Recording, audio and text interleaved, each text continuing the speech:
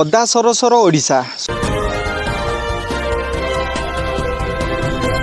27 ରୁ 30 ତାରିଖ ଯାଏ ରାଜ୍ୟରେ ଭାରି ବର୍ଷାର ସମ୍ଭାବନା ରହିଛି।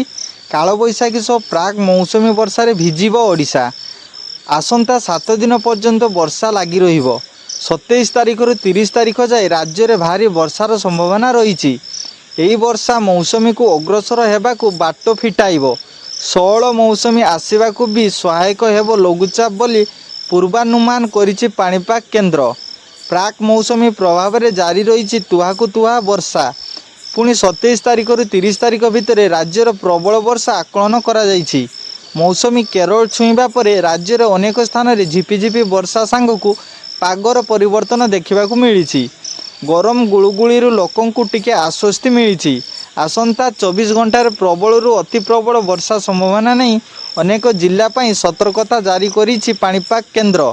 ଆସନ୍ତା 27 ତାରିଖ ବେଳକୁ ପଶ୍ଚିମ କେନ୍ଦ୍ରୀୟ ଓ ତା'ର ପାର୍ଶ୍ୱବର୍ତ୍ତୀ ଉତ୍ତର ବଙ୍ଗୋପସାଗରରେ ଏକ ଲଘୁଚାପ କ୍ଷେତ୍ର ସୃଷ୍ଟି ହେବାର ସମ୍ଭାବନା ରହିଛି। ଲଘୁଚାପ ଘନୀଭୂତ ହୋଇ ରାଜ୍ୟରେ ପ୍ରବଳ ବର୍ଷା କରାଇବା ନେଇ ପୂର୍ବାନୁମାନ କରାଯାଇଛି। ଏହା ଓଡ଼ିଶାକୁ ମୌସୁମୀ ଅଗ୍ରସର ହେବାର ସହାୟକ ହେବ ବୋଲି ପାଣିପାଗ ବିଭାଗ ନିର୍ଦ୍ଦେଶକ ମନୋରମା ମହାନ୍ତି କହିଛନ୍ତି। ଆସନ୍ତା 24 ଘଣ୍ଟାରେ ପ୍ରବଳରୁ ଅତି ପ୍ରବଳ ବର୍ଷା ସମ୍ଭାବନା ଥିବାବେଳେ କୋରାପୁଟ, ରାୟଗଡ଼ା, ଗଜପତି, କଳାହାଣ୍ଡି, କନ୍ଧମାଳ, ନୂଆପଡ଼ା, ଖୋର୍ଦ୍ଧା, ପୁରୀ, କଟକ, ଜଗତସିଂହପୁର, ଯାଜପୁର, ଭଦ୍ରକ, କେନ୍ଦ୍ରାପଡ଼ା, ବାଲେଶ୍ୱର, କେନ୍ଦୁଝର ଓ ମୟୂରଭଞ୍ଜ ଭଳି 16 ଜିଲ୍ଲାକୁ ଅରେଞ୍ଜ ୱାର୍ଣ୍ଣିଂ ଜାରି କରାଯାଇଛି।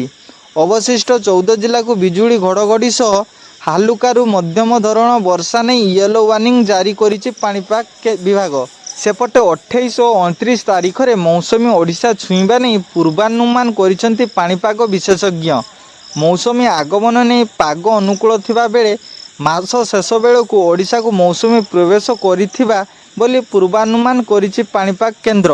ତ ଫ୍ରେଣ୍ଡସ୍, ଏମିତି ନୂଆ ନୂଆ ଆପଡ଼େଟ୍ ଭିଡ଼ିଓ ଜାଣିବା ପାଇଁ ଆମ ଚ୍ୟାନେଲକୁ ଏବେ ସବସ୍କ୍ରାଇବ୍ କରନ୍ତୁ, ଯାହାଫଳରେ ଆପଣମାନେ ସର୍ବପ୍ରଥମେ ଭିଡ଼ିଓଟି ପାଇପାରିବେ।